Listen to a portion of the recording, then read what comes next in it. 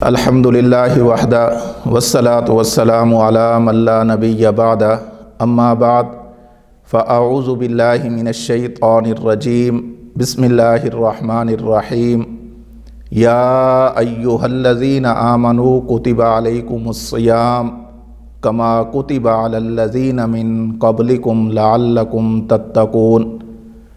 عن ابی ہریرہ رضی اللہ تعالی عنہ قال قال رسول اللہ صلی اللہ علیہ وسلم اعطیت امتی خمس خصال فی رمضان لم تعطها امت قبلہم، خلوف فم الصائم اطیب عند اللہ من ریح المسک، وتستغفر لهم الملائکۃ حتی یفطروا، ویزین اللہ عز وجل کل یوم جنتہ، ثم یقول یوشک عبادی الصالحون ان یلقوا عنہم المؤونۃ والاذی ویصیروا الیک، ویصدف فیہ مردۃ الشیاطین فلا یخلصوا الی ما کانوا یخلصون الیہ فی غیرہ، ویغفر لهم فی آخر لیلۃ۔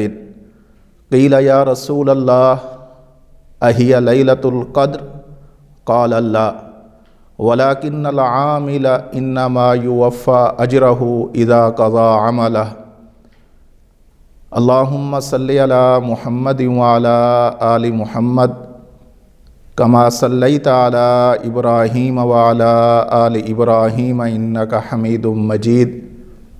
اللہم بارک علی محمد وعلی آل محمد کما بارکت علی ابراہیم وعلی آل ابراہیم انک حمید مجید۔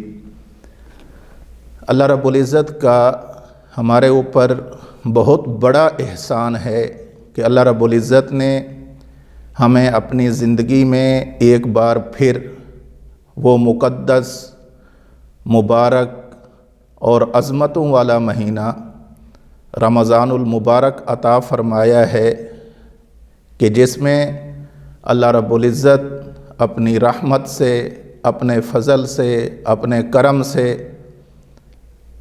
ایمان والوں کو اور قرآن والوں کو، اللہ رب العزت نبی آخر الزمان والوں کو اس مہینے میں اس قدر نوازتے ہیں کہ ان کی مغفرت فرما دیتے ہیں، گناہ بخش دیتے ہیں اور ایسے انعامات عطا فرماتے ہیں جو سابقہ امتوں میں سے کسی امت کو عطا نہیں کیے۔ مسند احمد میں حضرت ابو ہریرہ رضی اللہ تعالی عنہ سے مروی ایک حدیث پاک میں اللہ کے رسول صلی اللہ علیہ وسلم نے 5 خصوصیات جو اس امت کے روزہ داروں کو عطا کی گئی ہیں اور سابقہ امتوں میں سے کسی امت کو عطا نہیں کی گئیں، ان کا تذکرہ فرمایا ہے۔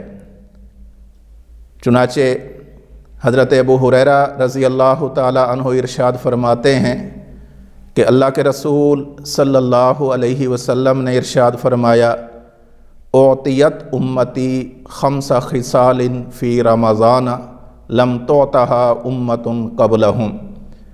اللہ رب العزت نے میری امت کو 5 ایسی خصوصیات عطا فرمائی ہیں رمضان میں جو سابقہ کسی امت کو عطا نہیں فرمائی، اور بحیثیت امتی ہمارا عقیدہ اور نظریہ ہے کہ اس میں ہمارا کوئی کمال نہیں، بلکہ ہم جس رسول اور نبی کی امت ہیں اس نبی اور رسول کے صدقے اللہ رب العزت نے امت کو یہ اعزاز عطا فرمایا ہے۔ سب سے پہلی چیز اللہ کے رسول صلی اللہ علیہ وسلم نے ارشاد فرمائی خلوف فم الصائم اطیب عند اللہ من ریح المسک۔ روزہ رکھنے کی وجہ سے روزے دار کے منہ سے آنے والی بو اللہ رب العزت کو مشک سے زیادہ محبوب ہے۔ مشک خوشبو کو کہتے ہیں، عمدہ قسم کی خوشبو کو کہتے ہیں۔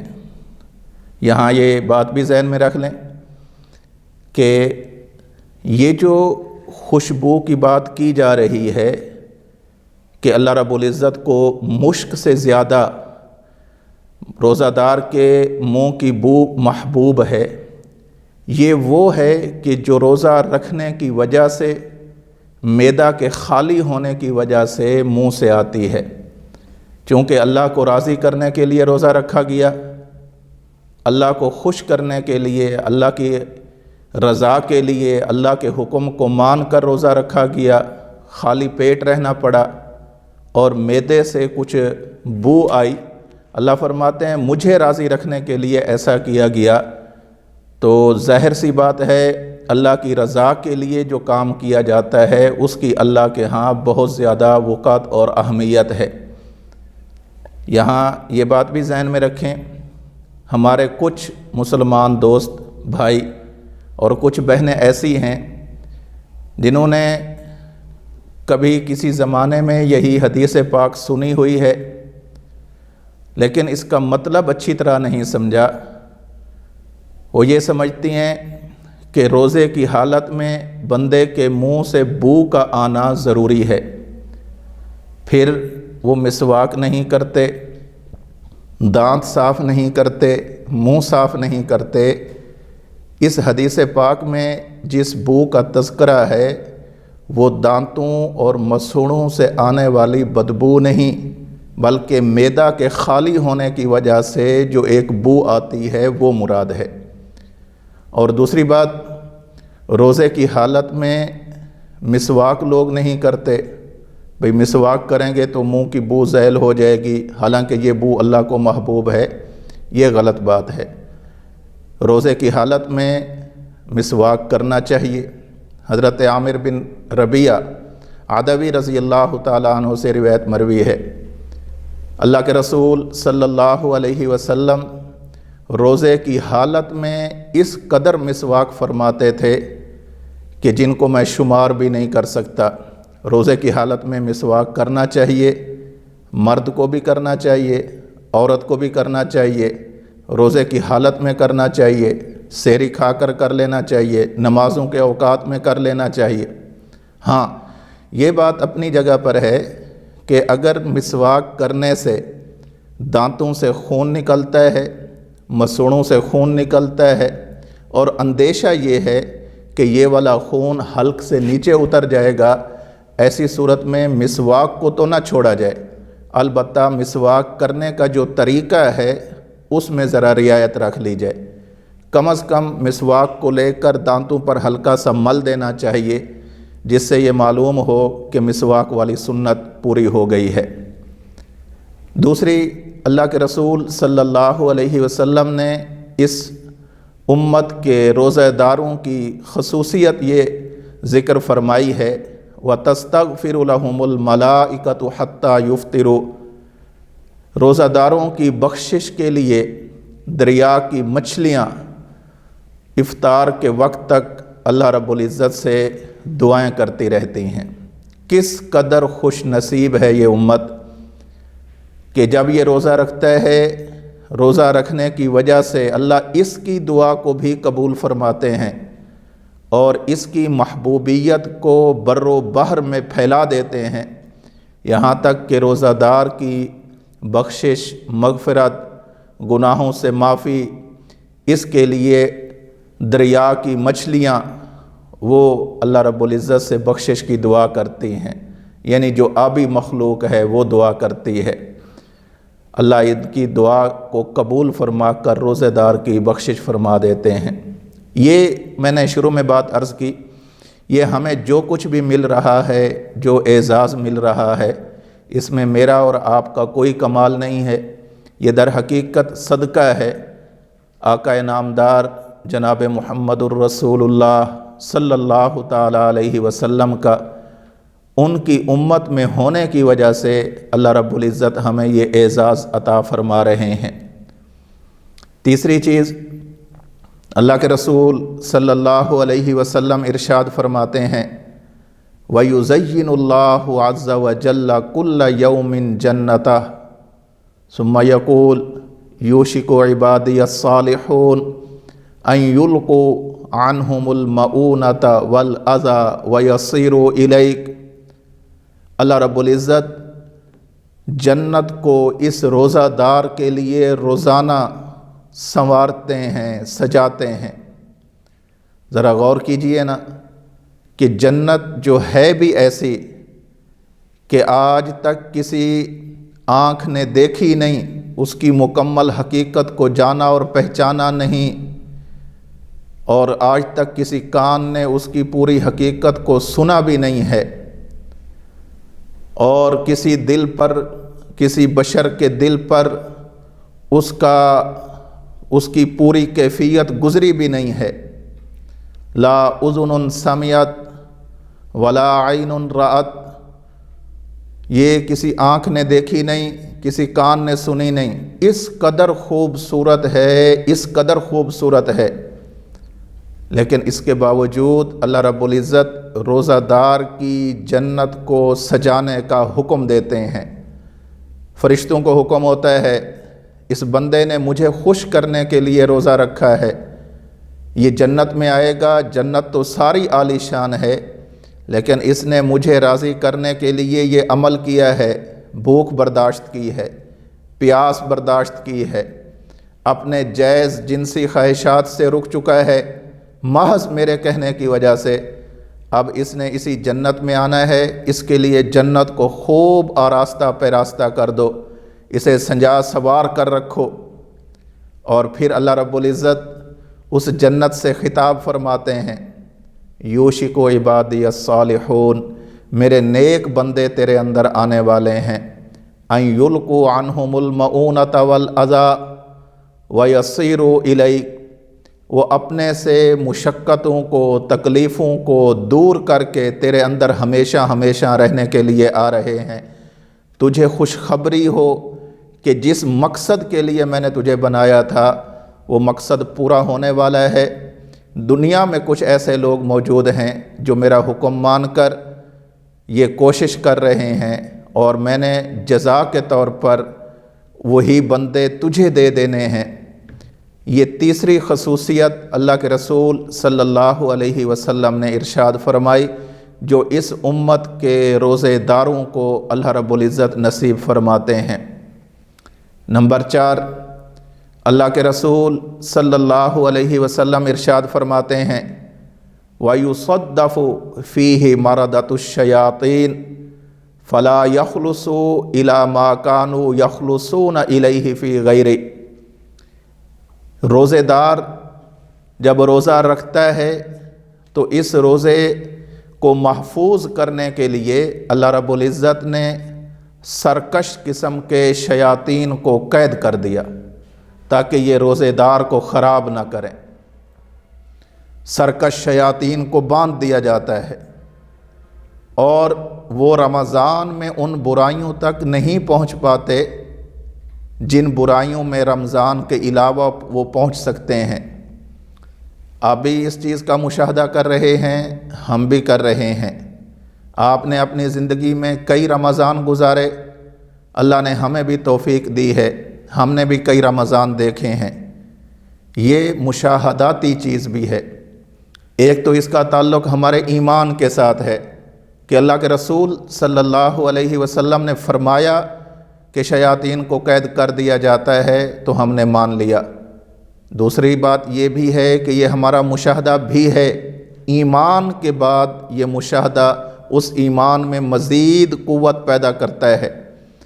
चुनाचे हम देखते हैं रमज़ानुल मुबारक शुरू होता है, घरों में एक पाकीज़ा माहौल शुरू हो जाता है।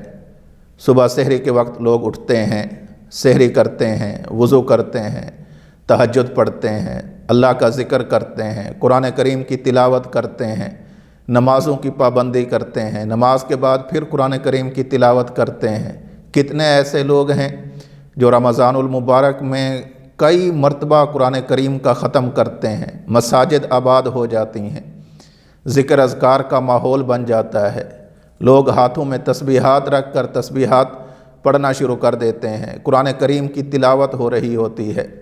फिर इफ्तारी का वक्त आता है, افطاری کا ایک ماحول ہوتا ہے، رات کو سونے سے پہلے تراویح پڑھ کر سوتے ہیں۔ تو یہ جو سارا کچھ ہو رہا ہے کیوں ہو رہا ہے؟ یصدف فیہ مردۃ الشیاطین، سرکش قسم کے جو شیاطین ہیں اللہ رب العزت نے انہیں قید کر رکھا ہوتا ہے، پورا رمضان وہ قید میں رہتے ہیں۔ باقی یہاں یہ بات بھی سمجھ لیں کہ کچھ ایسے گناہ پھر بھی سرزد ہو رہے ہوتے ہیں، کچھ ایسے گناہوں کا مشاہدہ پھر بھی ہو رہا ہوتا ہے، تو بعض لوگ اس مشاہدے کو سامنے رکھتے ہوئے الیاذ باللہ اپنی کم علمی کی وجہ سے یہ کہتے ہیں کہ بابا کوئی شیاطین قید نہیں ہوئے۔ دیکھیں یہ بات اچھی طرح سمجھیں، اللہ کے رسول صلی اللہ علیہ وسلم نے فرما دیا کہ شیاطین کو قید کر دیا جاتا ہے۔ ایک مسلمان کا ایمان ہونا چاہیے کہ واقعتاً اللہ کے رسول صلی اللہ علیہ وسلم کی بات بالکل برحق اور سچ ہے، واقعتاً شیاطین کو قید کر دیا گیا ہے۔ باقی رہے جو گناہ نظر آ رہے ہیں، تو گناہ کرانے کا جو منشا ہے یا گناہ کے صدور کا جو وجہ ہو سکتی ہے وہ صرف شیطان نہیں ہے۔ جیسے شیطان ہے اسی طرح انسان کا نفس بھی ہے، انسان کا نفس اس کو گناہوں پر آمادہ کرتا ہے، اور یہی وجہ ہے کہ ہمارے صوفیاء، ہمارے مشائخ، اولیاء اللہ وہ نفس کی اصلاح پر محنت کرتے ہیں۔ وہ کہتے ہیں کہ نفس بھی اس قابل ہو جانا چاہیے جو انسان کو گناہوں پر آمادہ نہ کرے بلکہ نیکیوں پر آمادہ کرے۔ تو معلوم یہ ہوا کہ جس طرح شیاطین انسان کو ورغلاتے ہیں، گناہوں پر اکساتے ہیں، اسی طرح انسان کا نفس بھی انسان کو گناہوں پر ابھارتا ہے، برانگیختہ کرتا ہے، اس کو اکساتا ہے۔ تو شیاطین تو قید ہی رہتے ہیں، یہ جو انسان کا نفس ہے اس کی وجہ سے بسا اوقات بعض گناہ ہو جاتے ہیں۔